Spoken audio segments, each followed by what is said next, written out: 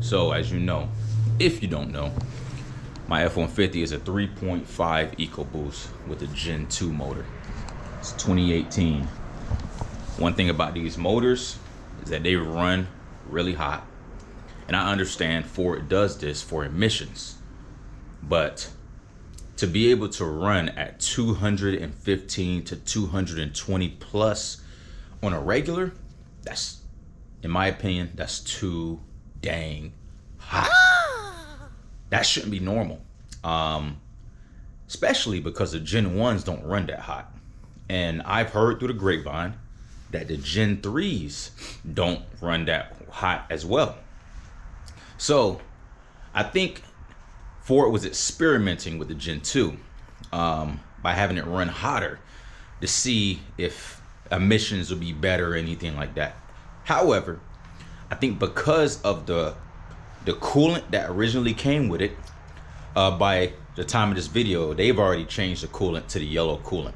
So from the orange coolant to running really hot on a normal basis, I think those are the main causes of why the Gen 2 has issues that can be mitigated when it comes to just leaking.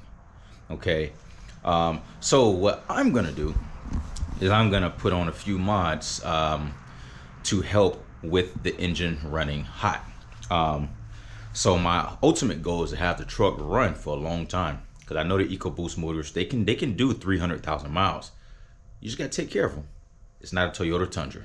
Okay, so without further ado, I'm gonna show you what I got. So charge air temperature.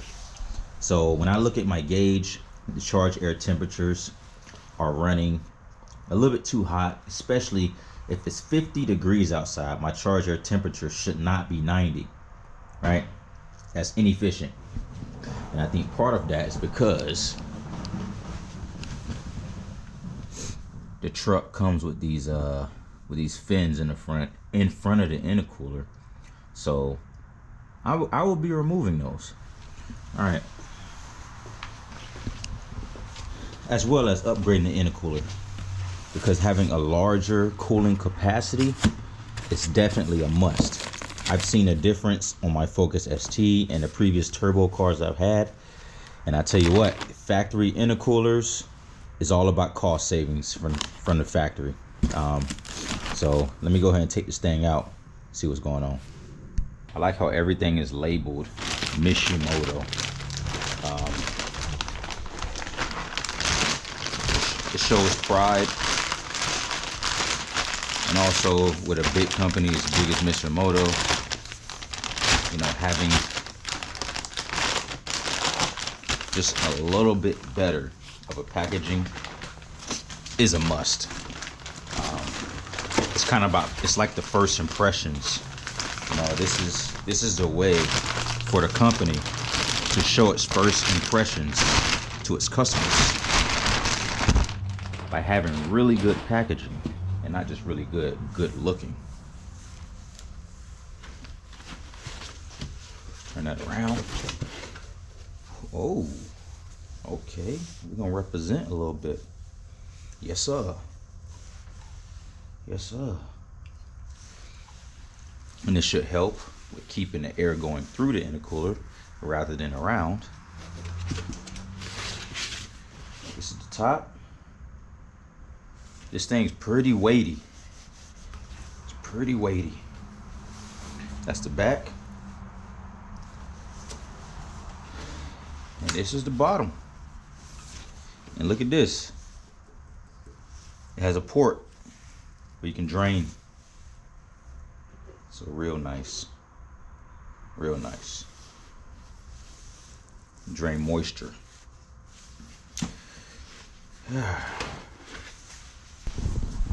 Let's talk about this. Okay, these are the Mishimoto turbo inlet tubes. Oh, they're really light.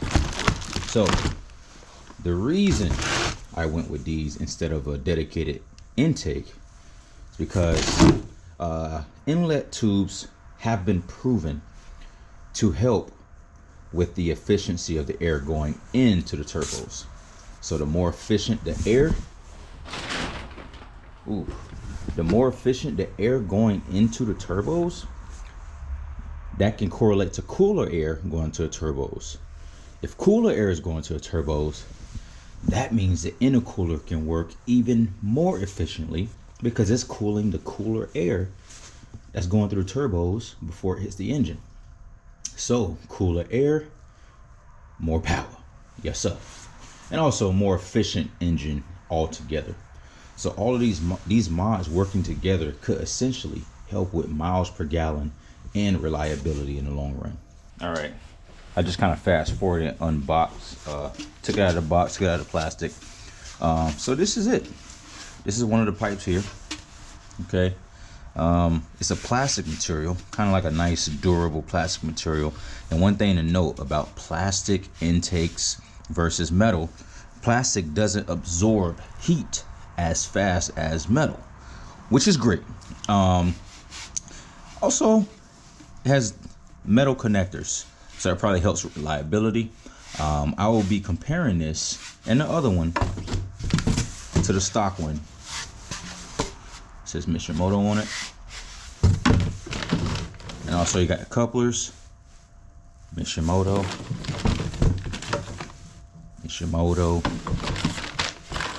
and of course the hardware,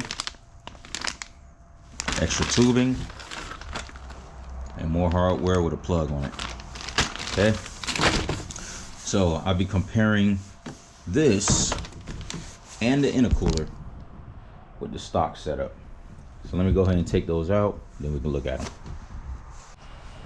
All right, so I do have the intercooler out of the truck. Now, in comparison, yes, the Mishimoto is bigger, as expected. But I do want to give a shout out to Ford. So out of all the turbo vehicles that I've messed with and modified and looked at their stock intercoolers, this one is on the larger side.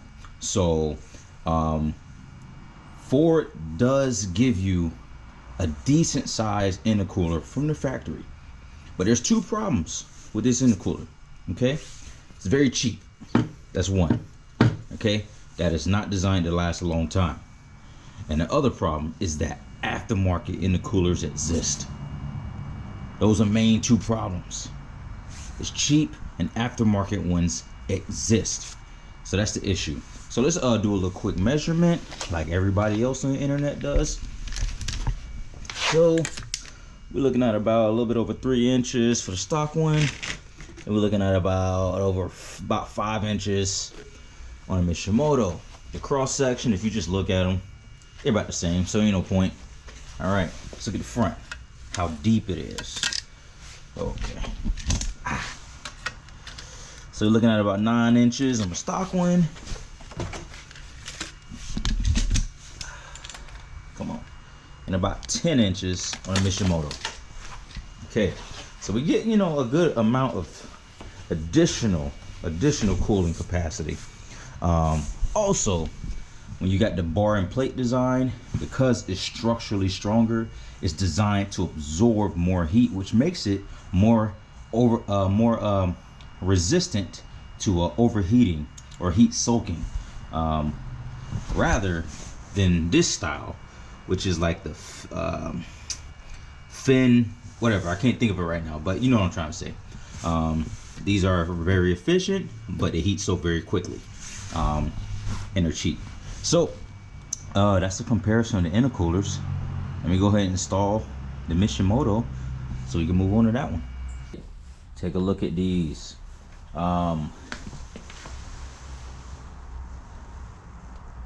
Just by looking at them, don't look too much different.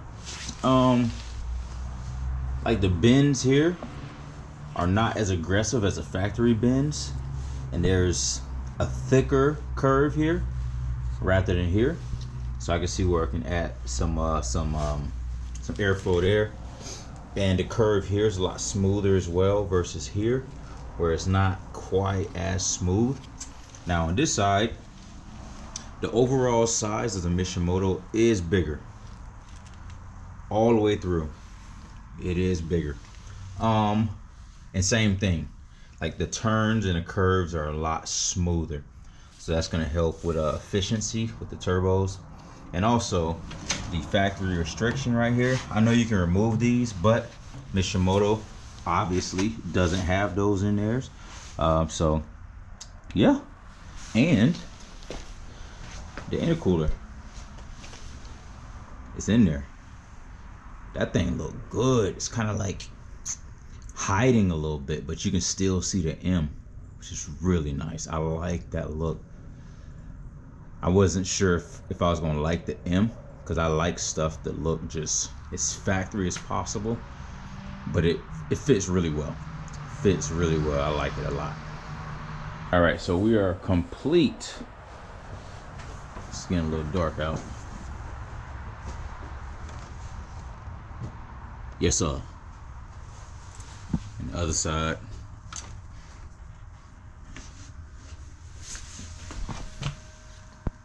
And once again, intercooler. The install was pretty straightforward. Yeah, I'm grateful for that. Everything fit just as stock. The passenger side inlet tube was a little bit more difficult because of the larger size, but it's very, very manageable. So the intercooler, same thing, because of the larger size.